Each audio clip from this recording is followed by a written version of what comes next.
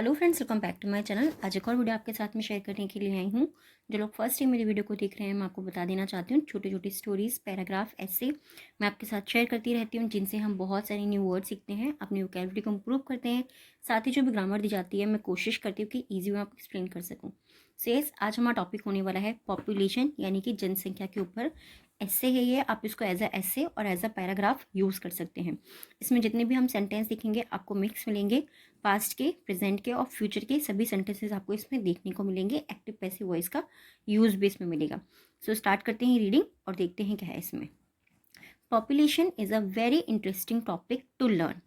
Population का मतलब होता है जनसंख्या। इज मीन्स है अ वेरी, एक बहुत, इंटरेस्टिंग यानी कि रुचिकर या फिर दिलचस्प, टॉपिक यानी कि विषय, टू लर्न मीन्स सीखने के लिए। तो सिंपली सेंटेंस को हम कैसे लिखेंगे? जनसंख्या सीखने के लिए एक बहुत दिलचस्प विषय है। Simply, there is no denying the fact that the population of any country is a very strong indicator of how exactly the country will function in the future and what its capabilities are as a nation. बहुत बड़ा sentence है, तो read ही कैसे करेंगे हम? There is no denying, there is no denying, यहाँ पर कोई इनकार नहीं है। द फैक्ट, उस तथ्य से कोई इनकार नहीं है। दैट पॉपुलेशन, की पॉपुलेशन यानी कि संख्या, ऑफ एनी कंट्री, किसी भी देश की जनसंख्या के तथ्य से कोई इनकार नहीं है। Is a very strong indicator, वो जो है एक बहुत स्ट्रॉन्ग यानी कि मजबूत संकेतक या फिर सूचक है। हाउ एग्जैक्टली, कि कैसे, बिल्कुल सही ढंग से, एग्जैक्टली यानी कि बिल्कुल, द कंट्री जो देश है, will function, will future tense है हमारा, ठीक है। फ्यूचर के अंदर हम इसे यूज करते हैं जहां पर भी गागी गई, यानी कि फंक्शन कैसे कार्य करेगा, इन द फ्यूचर भविष्य में कैसे कार्य करेगा, एंड और व्हाट इट्स कैपेबिलिटीज, और इसकी क्या कैपेबिलिटीज हैं। कैपेबिलिटीज का मतलब होता है क्या इसकी क्षमताएं हैं। Our as a nation, our means है एज अ नेशन, इनके एक राष्ट्र के रूप में। तो पूरे सेंटेंस को हम कैसे रीड करेंगे?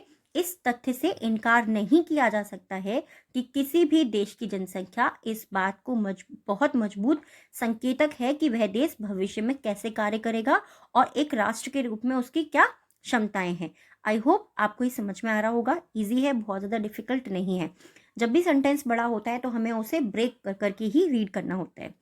Leaders of the world pay a lot of attention to their country's population for the same reason.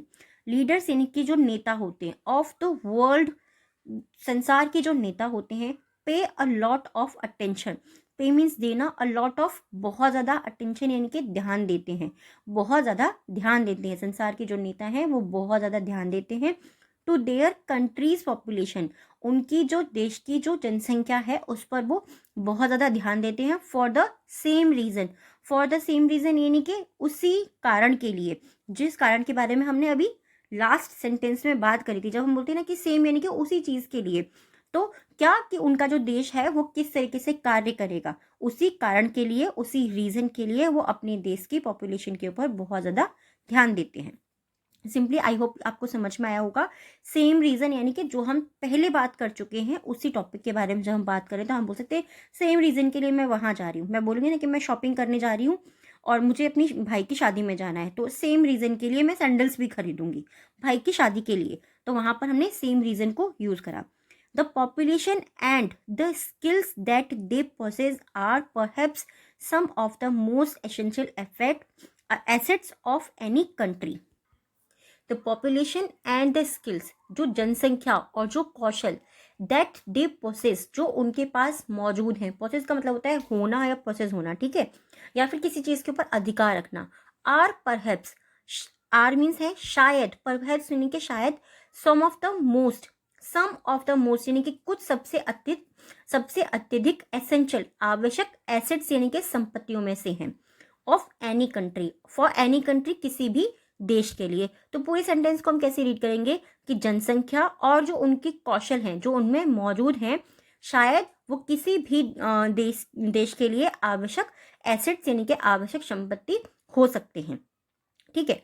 Brief on population, brief का मतलब क्या होता है? संक्षिप्त में ऑन पॉपुलेशन, जनसंख्या के ऊपर संक्षिप्त में हम कुछ चीज़ें पढ़ेंगे जो कि आप एज अ एसे या एज अ पैराग्राफ जब इस टॉपिक को यूज़ करोगे तो सिंपली आपको वो बहुत ज़्यादा टॉपिक जो है वो काम आएंगे। जैसे कि व्हेन वी टॉक, जब वी टॉक यानी कि हम बात करते हैं about a country's population.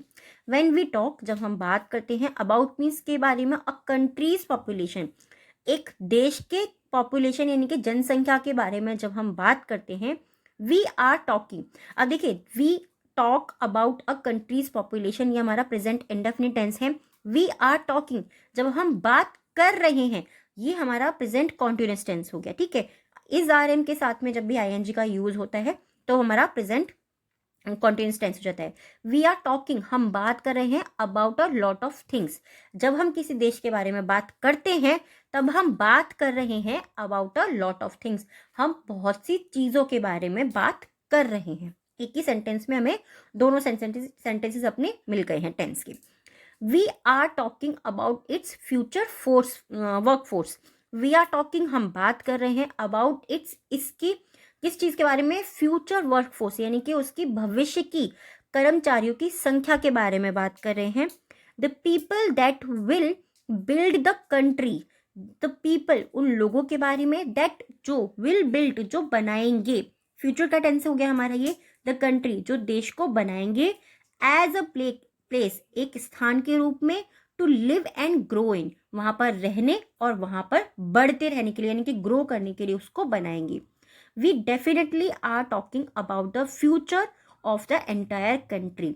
We definitely, हम निश्चित रूप से, आर टॉकिंग बात कर रहे हैं, हम निश्चित रूप से बात कर रहे हैं। जब भी हम किसी भी चीज़ को स्पेसिफिकली बताना चाहते हैं तो हम वी के साथ में या फिर जो भी हमारा सब्जेक्ट होता है उसके बाद में इस तरीके के वर्ड्स को यूज कर सकते हैं। यानी कि वी डेफिनेटली आर टॉकिंग, हम निश्चित रूप से बात कर रहे हैं अबाउट द फ्यूचर, भविष्य के बारे में, of the entire country, entire country यानी कि संपूर्ण देश के बारे में, यानी कि पूरे देश के बारे में हम निश्चित रूप से बात कर रहे हैं। ऐसा नहीं है कि सिर्फ जो पीपल हैं वही लोग ग्रो करेंगे, वही बढ़ेंगे, नहीं, हम पूरे देश के बारे में बात कर रहे हैं, ठीक है। टेकिंग इंडियाज एग्जाम्पल, टेकिंग यानी कि लेते हुए या लेते रहते हुए, कॉन्टिन्यूअस एक्शन है हमारा। इंडियाज एग्जाम्पल, भारत का उदाहरण लेते हुए। We when we talk about the population of the country, जब हम बात करते हैं देश की पॉपुलेशन यानी कि जनसंख्या के बारे में, जब हम देश की जनसंख्या के बारे में बात करते हैं तब हम बात कर रहे हैं। We are talking about the future of the dream, हम उसके सपनों के यानी कि उसमें उसके जो भविष्य के जो सपने हैं उनके बारे में बात करें। ऑफ द ड्रीम यानी कि सपनों के बारे में, फ्यूचर ऑफ द ड्रीम, भविष्य के सपनों के बारे में हम बात कर रहे हैं। दैट जो our freedom fighters dreamed for us as a nation. Our means हमारी फ्रीडम फाइटर्स, जो हमारे फ्रीडम फाइटर्स यानी कि स्वतंत्रता सेनानियों ने जो सपने देखे थे, क्यों बोला, क्योंकि ड्रीम की ही सेकंड फॉर्म यहाँ पर यूज हुई है, पास्ट इंडेफिनिट टेंस हमारा ये हो गया। ड्रीम्ड यानी कि देखे थे, फॉर अस हमारे लिए, एज अ नेशन एक राष्ट्र के रूप में, जो हमारे स्वतंत्रता सेनानियों ने सपने देखे थे। सिंपल, टुगेदर साथ ही, the entire population of a country has the potential to change the entire landscape of the kinds of work and jobs that they do. अब देखिए, ये भी सेंटेंस बड़ा है, मैं आपको पहले ही बता चुकी हूँ बहुत बार, ब्रेक कर करके जब रीड करते हैं तो ईजी हो जाता है। टुगेदर साथ ही, द एंटायर पॉपुलेशन, एंटायर यानी कि संपूर्ण पॉपुलेशन, संपूर्ण या फिर पूरी, पॉपुलेशन मतलब जनसंख्या, पूरी जनसंख्या, ऑफ अ कंट्री एक देश की पूरी जनसंख्या, हैज द पोटेंशियल, उसमें है, हैज यानी कि उसमें है, क्या है, उसमें पोटेंशियल है, टू चेंज बदलने की, उसमें बदलने की क्षमता है। द एंटायर लैंडस्केप, एंटायर यानी कि पूरे परिदृश्य को बदलने की उसके अंदर क्षमता है।